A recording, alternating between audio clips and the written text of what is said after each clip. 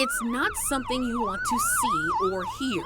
An ambulance coming to you when your life is at risk. But for many ground ambulance patients, the financial headache begins once they're back at home, opening their bill for the first time.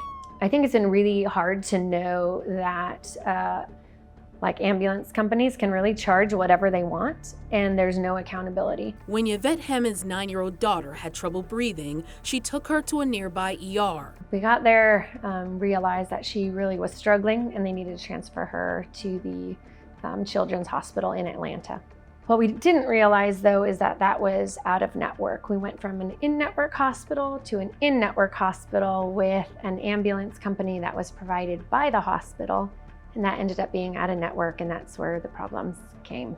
When she got her bill 4 months later, Hammond says she was in shock to see her daughter's 40-minute ambulance ride from one hospital to the next totaled nearly $1,000 out of pocket. And it wasn't written anywhere. You guys had no idea until it was after the fact. Right, yeah. We were just assuming it was in network. There was no time. She contacted her insurance company's customer service for help and also the ground ambulance company. I asked them for their published rates, like where do you inform people about how much you'll be charging them? They told me to check online. There's nothing online that I could find. We looked at the medical system's online cost estimate tool. We could find prices for things like CT scans, but not an ambulance. We wouldn't have changed anything.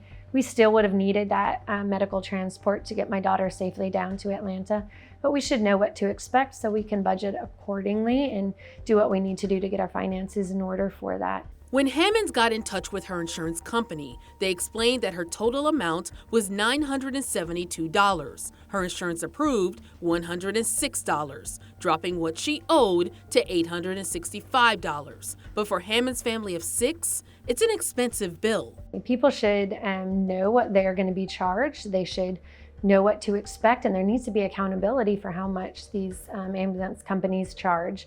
They even told her in a statement, ambulance providers are not offered an in-network contract with a medical plan. They went on to say that the ambulance company may still bill her for more because they're not in network with her plan.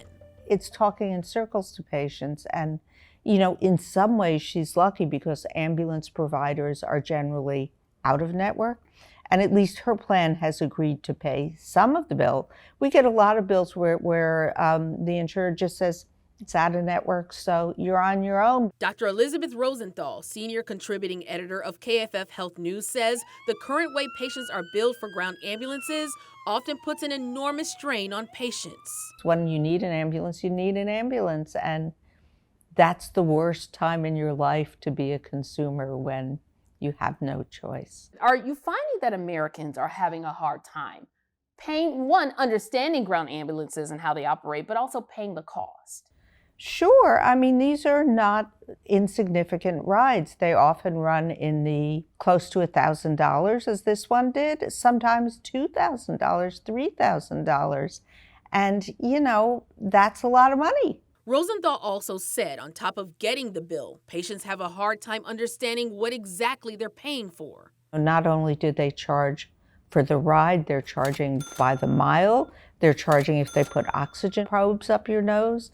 They charge if they do an EKG. Like, every little bit of service is charged for. I just think if we think of it as a municipal service, we should pay for it with taxpayer dollars, not by grabbing money from poor patients who have no choice. The choices are even slimmer considering it's an emergency, and a law established to protect consumers doesn't even apply to an ambulance ride. In 2022, the No Surprises Act went into effect, giving consumers billing protections when getting emergency care, capping unexpected bills from out-of-network providers at in-network rates. The law covers air ambulance services, like helicopter rides to the hospital, but not ground ambulances. So the big gap with the No Surprises Act was the fact that they did not have these protections for people who are going in regular ambulances, the ambulances on the streets. And it's unclear exactly why they didn't include it, but they did acknowledge that it's a problem, and so they set up an advisory committee to make recommendations. Patricia Kelmar is on that committee, which is made up of consumer advocates, EMS officials, and representatives from the ground ambulance industry. What's been happening with ground ambulances is that every state and every community treats those entities in different ways.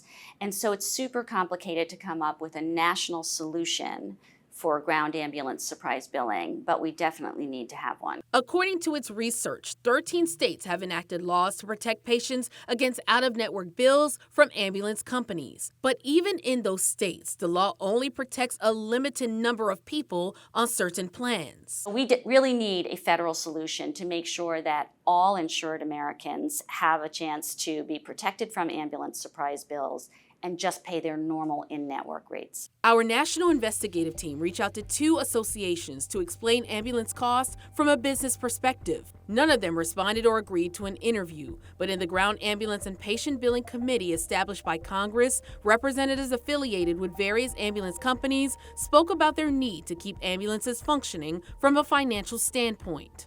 We don't want to bill patients. We do everything we can to avoid that and try to find a third-party payer, but at the end of the day, we also have to continue to stay in service to be able to answer the next call. We also reached out multiple times to the ambulance service that transported Hammond's daughter and her insurance company. We're still waiting on a response, and she's still working on paying. I'm sure it's not just a problem here, it's all over, and people really need to know what they should be expecting as far as bills.